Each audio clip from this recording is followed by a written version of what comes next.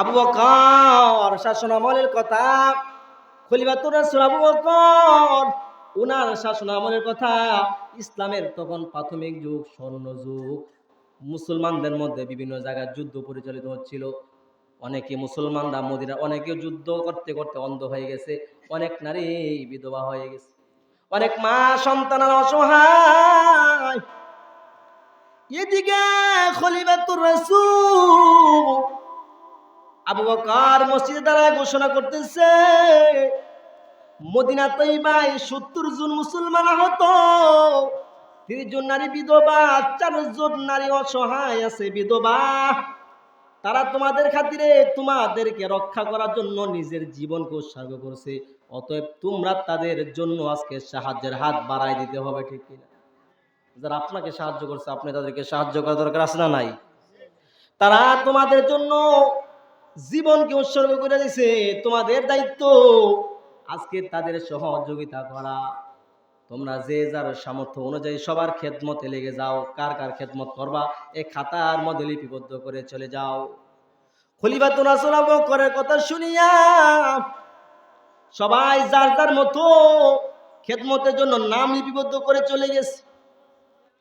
একদিন খলিফাতুল মুসলিমিন উমর রেজিস্টার খাতা চেক করার জন্য গিয়ে দেখেন সকল অসহায় মানুষের জন্য খেদমতের জন্য নাম লিপিবদ্ধ আছে, কিন্তু একটা বৃদ্ধ নারীর জন্য খেদমতের কারণ নাম লেখা নাই।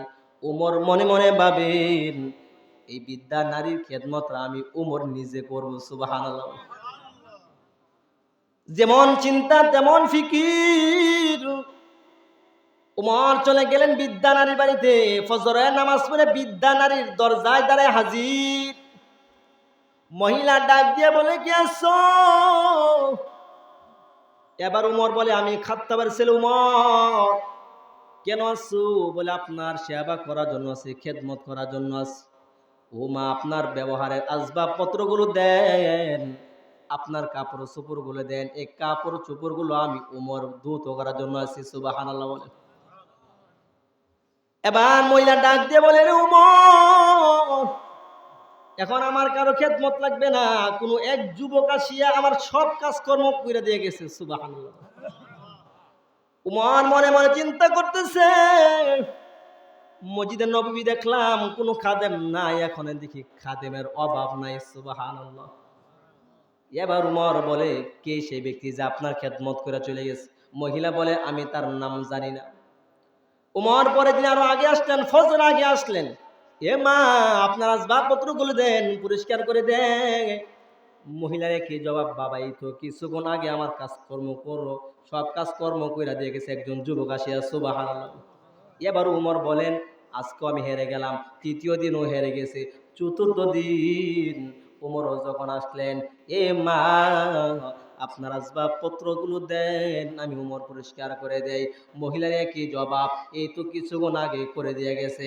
এবার উমর ডাক দিয়া বলে, হে মা, আপনি বলেন ওই যুবকটার নামটা কি? এবার মহিলা ডাক দিয়া বলেন, আমি তো তার নাম জানি না। আমার কাছে ওই যুবকটা আসিয়া আমার দরজার মধ্যে দাঁড়ায়া বলে, হে মা, আপনি পর্দার আড়ালের ভিতরে প্রবেশ করেন, আমি আপনার কাজকর্মগুলো করতে আসি, আপনার খাদেম আছি, পরে আমি পর্দার ভিতরে চলে যাই। যুবক এসিয়া সব কাজকর্ম করে এখান থেকে চলে যায়। সুবহানাল্লাহ। এই জন্য তাকে দেখার মতো সৌভাগ্য আমার হয় না। এবার উমর হলো নাসুর বান্দা। উমর চিন্তা করেন, কে সে ব্যক্তি, তার পরিচয় আমি বের করেই ছাড়ব। যেইভাবেই হোক আমি উমর তার পরিচয় বের করেই ছাড়ব। দরকার হলে সারা রাত ঘুমাইতাম না, যেমন কথা তেমন কাজ। উমর বিদ্যার বাড়ির পাশে গোপনে গোপনে লুকিয়া রইলেন, দেখেন কে যায়। দেখেন এক সময় রাত্র যখন গভীর হয়, একটা মানুষ মাথার মধ্যে কাপড় দেখে বিদ্যা বাড়ির দিকে যাইতেছে। এক সময় দেখা যায় বিদ্যার ঘরের মধ্যে প্রবেশ করছে। সুবহানাল্লাহ। বিদ্যার ঘরের মধ্যে প্রবেশ করার পর এবার ওই যুবক যখন কাজকর্ম শেষ করে ঘর থেকে বের হইছে, এবার উমর যাইয়া ওই যুবকের সামনে যাইয়া দাঁড়াইছে, বলে কি আপনি দয়া করে আপনার পরিচয় দেন, মুখের কাপড়টা সরাইয়া দেন।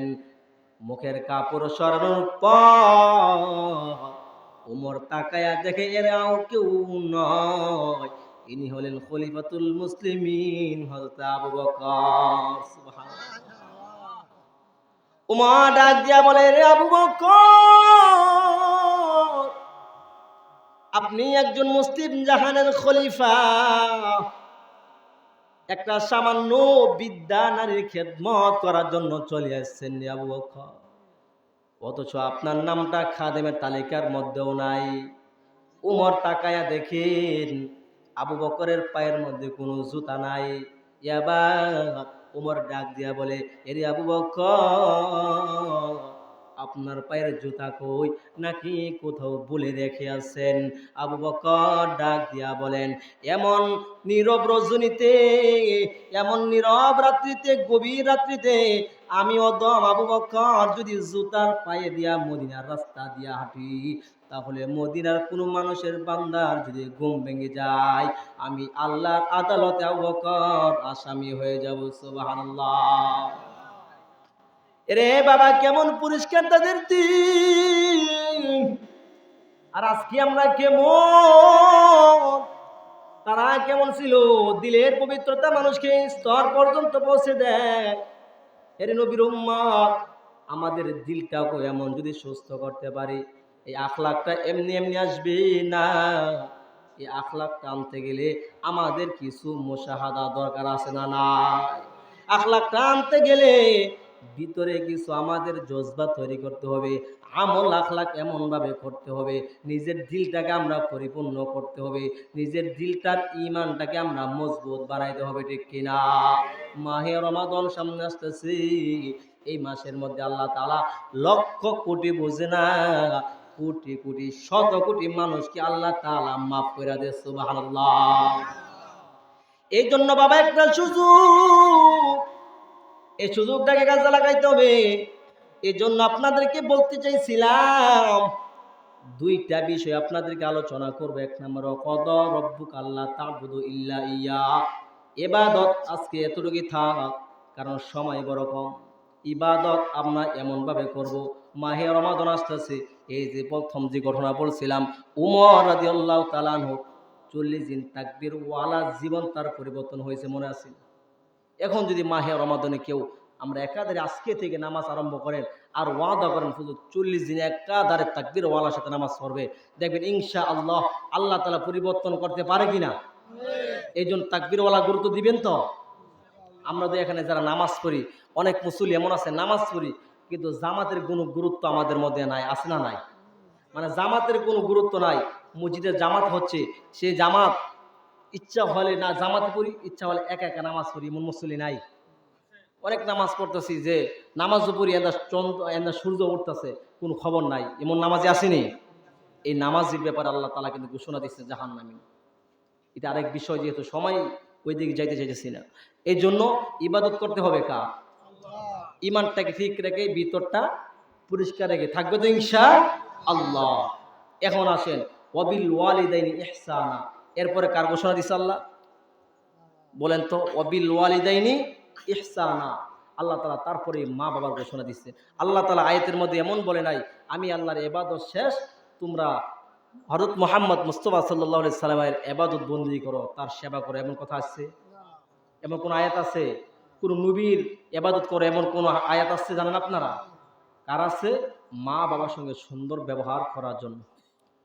এই জন্য আসেন, জীবনের শেষ নিঃশ্বাস পর্যন্ত যেভাবে আল্লাহর ইবাদত করতে হয়, তেমনি ভাবে জীবনের শেষ নিঃশ্বাস পর্যন্ত মা বাবার সঙ্গে সুন্দর আচরণ করতে হয়, ঠিক কিনা?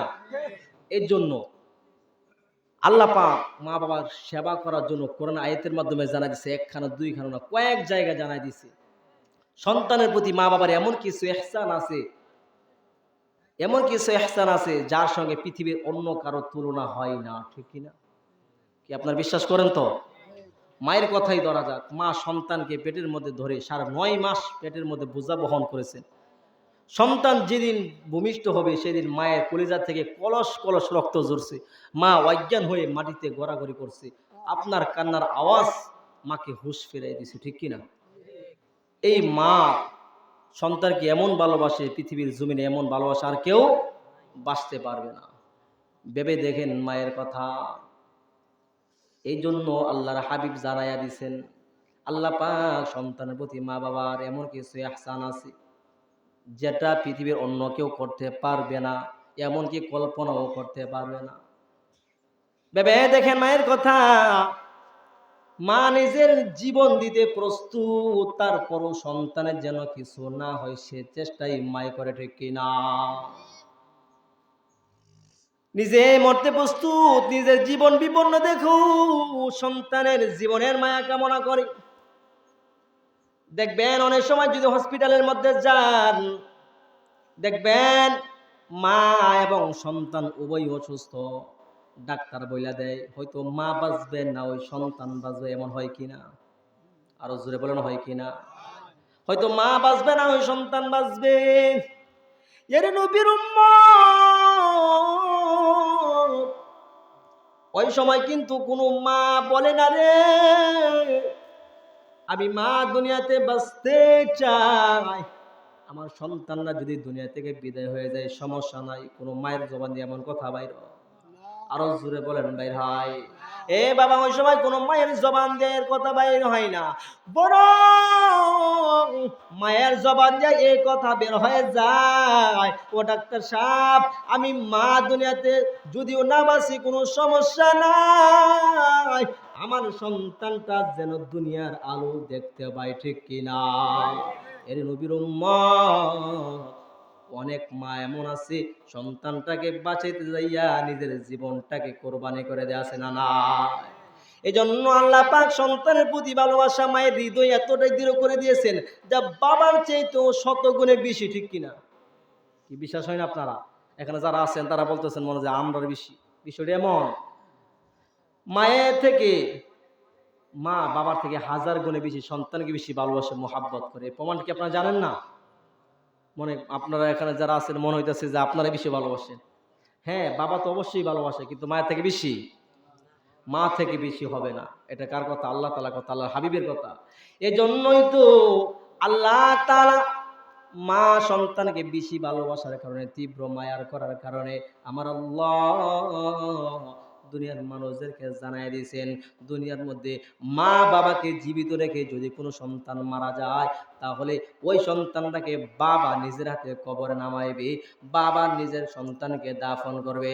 আমার মায়ার নবীর 3টা সন্তান ছিল, ছেলে সন্তান ছিল 3টা, কাসেম, ইব্রাহিম, আব্দুল্লাহ। 3টা বাচ্চাই ছোট অবস্থায় মারা যায়, দুনিয়া থেকে বিদায় হয়ে যায়। 3টা বাচ্চাকে আমার নবী নিজের হাতে দাফন করেছেন, নিজের হাতে মাটি চাপা দিয়েছেন। এর নবীর উম্মত এই জন্য পৃথিবীর কোনো মাকে সন্তানের লাশ কবরে শোয়াইতে বলে নাই, মায়ের জন্য কবরস্থানে যাওয়া নিষেধ করে দিয়েছে। কারণ বাবার ভালোবাসা, মায়ের ভালোবাসা তো বাদ আসমান জমিন। বাবা তো সন্তানকে কবরের মধ্যে রাখিয়া কবরের 2 ধারে হাত রেখে কবর থেকে উঠে আসতে পারে, ঠিক কিনা? কিন্তু কোনো মা যদি সেই সন্তানটাকে কবরে নামাইতো, দুনিয়ার কোনো মায়ের সামর্থ্য নাই সন্তানটাকে কবরের মধ্যে ফেলে রেখে উঠে আসবে, ঠিক কিনা? বরং মা নিজের সন্তানের কবরের সঙ্গে শুয়ে পড়বে রে যুবক। মা সন্তানের সঙ্গে শুইয়া কবরের পারে মৃত্যু হয়ে যাবে। এই জন্য আমার আল্লাহ তাআলা ওই মা বাবার খেদমত করার জন্যই বলেছেন রে বাবা। এই জন্য আপনাদেরকে কিছু আমলের কথা বলবো। মৃত মা বাবা কবরে রেখে যারা গুনাহ করেন, গুনাহ, অনেক যুবক আছে, অনেক বাবা আছে মৃত মা বাবাকে দাফন কইরা 3 দিন 40 দিন পর থেকে আবার আগের মতো নামাজ ছাইরা দেয়, গুনাহ আরম্ভ করে দেয়, এমন আছে না নাই? মৃত মা বাবাকে কবরে রেখে যারা গুনাহ করে সে গুনাহের ধাক্কাগুলো মা বাবার কবরে চলে যায়। কেউ যদি নেক আমল করে, নেক আমলের অংশ মা বাবার কবরে চলে যায়। এর নবীর উম্মত শায়েখ জাকারিয়া রাহমাতুল্লাহি আলাইহি তার কিতাবের মধ্যে একটা ঘটনা লেখেন, কোন সন্তান যদি নেক আমল করে, ওই নেক আমলের অংশ মা বাবার কবরে চলে যায়। কিভাবে যায়? একজন আল্লাহর ওলি কবরের পাশ দিয়ে যাচ্ছিলেন, কবরের পারে দাঁড়াইয়া সূরা ইয়াসিন পড়লেন, সূরা ইখলাস পড়লেন, দুরূদ শরীফ পাঠ করে কবরের মধ্যে পাঠাইছেন। কবরে পাঠাইয়া আল্লাহর ওলি যখন কবরের পার থেকে চলে গেছেন, এরে নবীর উম্মত, আল্লাহর ওলি যখন ঘুমাইছে, আল্লাহর ওলি তার নেক আমল তারা দেখাইতেছে। সুবহানাল্লাহ বলে। আল্লাহ পারেনি? কারণ কি? কারণ ওলিরা আল্লাহ তাআলার বন্ধু। ওলিরা কি? আল্লাহ তাআলার বন্ধু। বিশ্বাস হয় না? আল্লাহ কোন আয়াতে বলে, আল্লাহু ওয়ালিয়ুল্লাযী